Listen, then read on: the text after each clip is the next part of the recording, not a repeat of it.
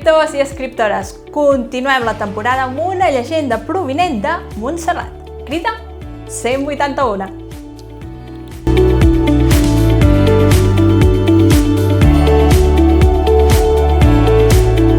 Cavall Bernat.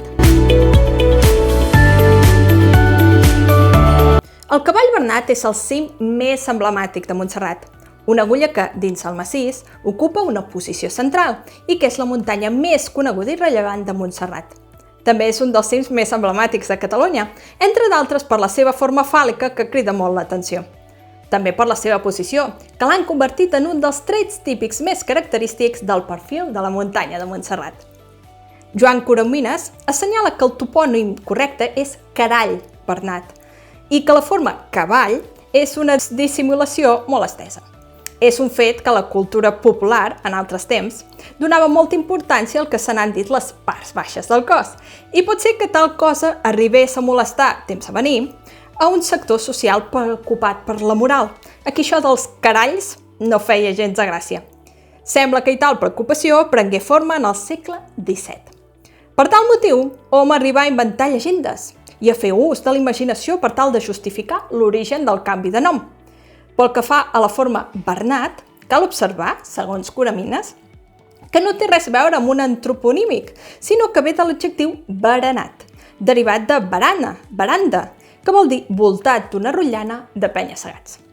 A més, el cavall Bernat compta amb una llegenda pròpia, que encara l'envolta més de misteri, marcada pels pactes del diable. Heus ací, ja fa molt de temps, que hi havia un boscater que vivia en un poblet als voltants de Montserrat. Es guanyava la vida tallant i banyent llenya que recollia dels boscos de la muntanya. Era una feina dura i sacrificada, ja que es passava el dia aterrant arbres a cops de destral i transportant fatigosament els feixos als pobles de la plana, vora el riu. Un dia, cap al vespre, quan es trobava a punt d'acabar la feina, se li aparegué un cavaller, tot vestit de vermell, cavalcant un gran cavall. Aquell cavaller s'oferia a traginar-li la llenya fins a peu de riu. El nostre llenyataire, un cop recuperat de la sorpresa, acceptà encantat l'ajuda. Entre tots dos van carregar el cavall de tanta llenya que semblava impossible que l'animal es pogués moure. Tot d'una, el misteriós cavaller s'adreçà al seu cavall dient-li: «Cavall Bernat, porta aquesta llenya a baix al Llobregat». Immediatament, el cavall sortí corrent, talment com si volés, i al cap de poc temps tornà descarregat de la llenya al costat dels dos homes. El llenyataire no s'ho podia creure.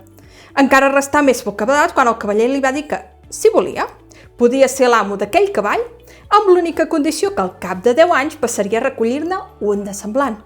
En cas de no trobar-ne cap, el boscater se n'hauria d'anar a viure amb ell. El llenyataire, pensant que la seva fatigosa feina, acceptà l'oferta de seguida. Passaren els anys. Amb aquella facilitat de traginar, el cavall li proporcionà notables guanys i el boscater omplí la seva vida de benestar. Amb tot, no trobava mai el moment de comprar un cavall igual, tal com havia acordat amb el cavaller, que no era altre que el diable. Quan va arribar el dia en què es complien els 10 anys, es va presentar aquell cavaller vestit de vermell a casa del llenyataire. Li preguntà si havia trobat un altre cavall tan valent i tan fort com el cavall Bernat. El boscater li digué que no n'hi havia cap de semblant en tot el món. Aleshores, el diable es va treure la seva màscara i li recordà el pacte, pel qual el bosquerol se n'havia d'anar a viure amb ell. El pobre home comprengué el seu mal pas i demanà clemència, però el diable es mostrà insensible als seus precs.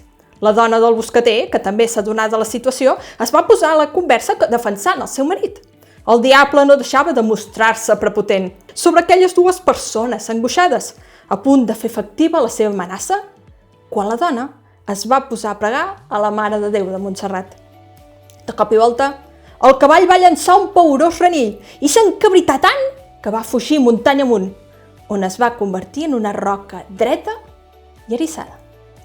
El llenyataire, en veure aquest prodigi, va dir al diable que es podria cobrar el deute en qualsevol de les roques semblants al seu cavall. Segons s'expliquen, aquest és un dels miracles més importants i dels primers que feu la Verge de Montserrat.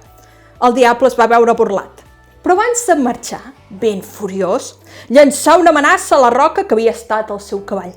Ningú no podria escalar-la, i el que ho fes, si era home, es tornaria dona, i si era dona, es convertiria en home. Per això, avui en dia, els que l'escalen un cop, repeteixen l'escalada per desfer el malefici del diable. A vullescriure.cat trobareu l'enunciat de la crida d'aquesta setmana. Bona setmana i bona escriptura! Ens llegim!